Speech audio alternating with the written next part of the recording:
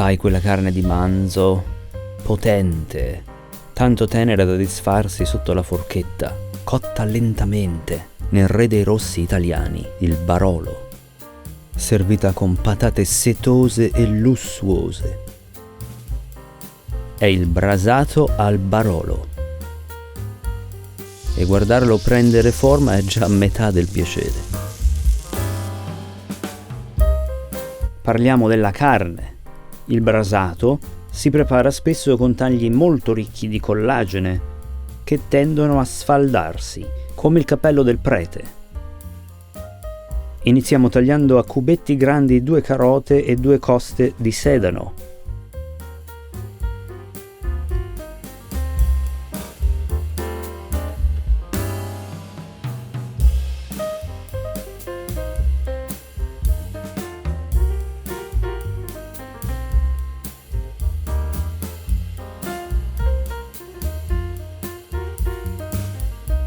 Alle quali aggiungiamo una cipolla dorata, grossolanamente tagliata. Per la componente aromatica abbiamo bacche di ginepro e pepe nero in grani. Gli diamo una leggera pressata, quindi uno spicchio d'aglio, infine delle foglie di alloro, una stecca di cannella ed alcuni chiodi di garofano. Tutte sfumature che si legano benissimo con la carne scelta e soprattutto con Sua Maestà il Barolo, un vino di tannino imponente e acidità tagliente. Profumi di rose, cuoio, spezie scure e terra bagnata. Eppure un vino al palato sorprendente per la sua morbidezza. E la copertina di spalla, con il suo equilibrio tra fibra e collagene, lo ammorbidisce senza soffocarlo. Eh sì, nel nostro brasato c'è vero Barolo, non un rosso anonimo spacciato per tale. Sul nostro canale preferiamo perdere una bottiglia che prendere in giro chi ci guarda. Completiamo con il resto del vino fino a coprire quasi completamente il manzo. Infine uniamo gli aromi e il sale. La carne dovrà marinare almeno una notte. L'ideale sarebbero 24 ore. Più rimane a contatto con vino e profumi, migliore sarà il risultato. E siamo di nuovo qui. L'aroma è dolce, rotondo, per nulla spigoloso. Ora dobbiamo rosolare. Partiamo dalla carne, la rimuoviamo dalla marinatura e la asciughiamo per bene.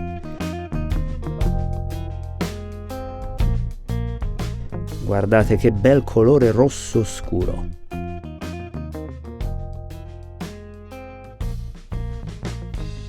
Ora filtriamo il liquido e lasciamo scolare il mirepoix, che andrà rosolato anch'esso.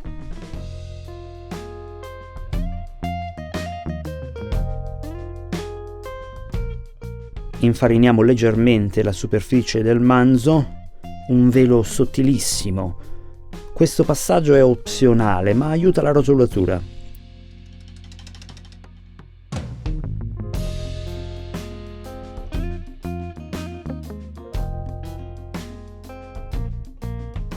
Burro chiarificato, oppure olio ad alto punto di fumo, padella in acciaio al carbonio, grande, con bordi bassi,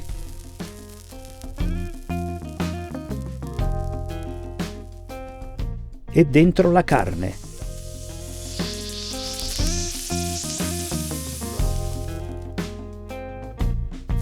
Aggiungiamo ancora un po' di burro e rosoliamo per bene.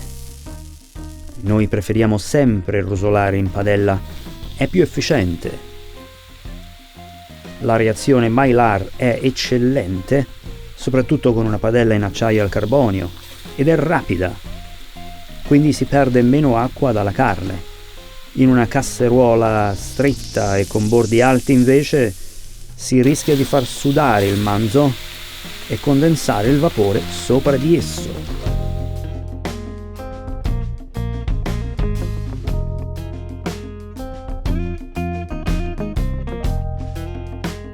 Ora dentro anche le verdure e rosoliamo pure quelle.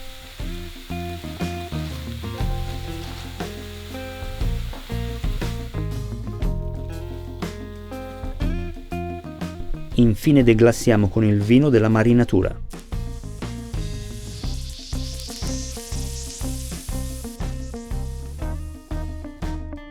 Lo aggiungiamo tutto, l'alcol deve evaporare e il liquido restringersi un po'.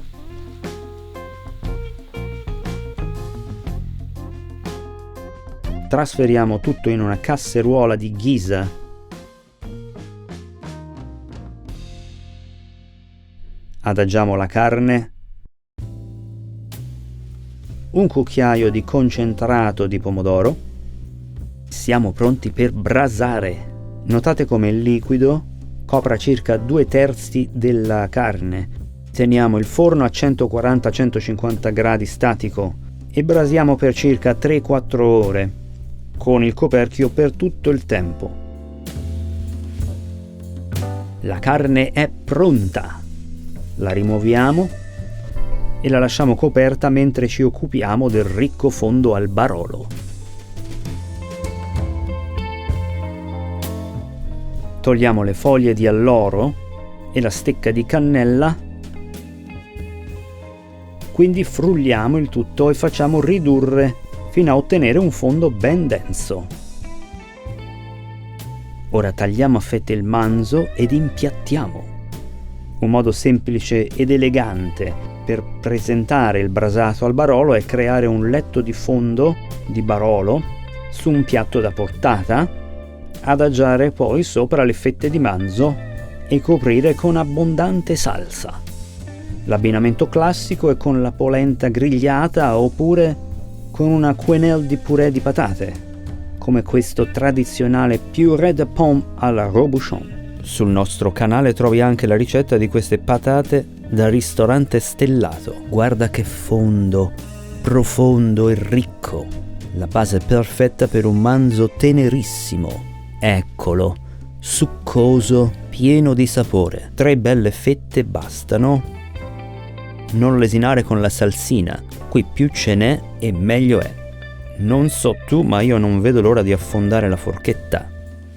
La carne cede, nessuna resistenza. Questo è pura soddisfazione. E ora il purè. Burroso, e sottolineo burroso. Questo non è amido, è vapore avvolto da un fondo al barolo. Prova la ricetta e poi dimmi.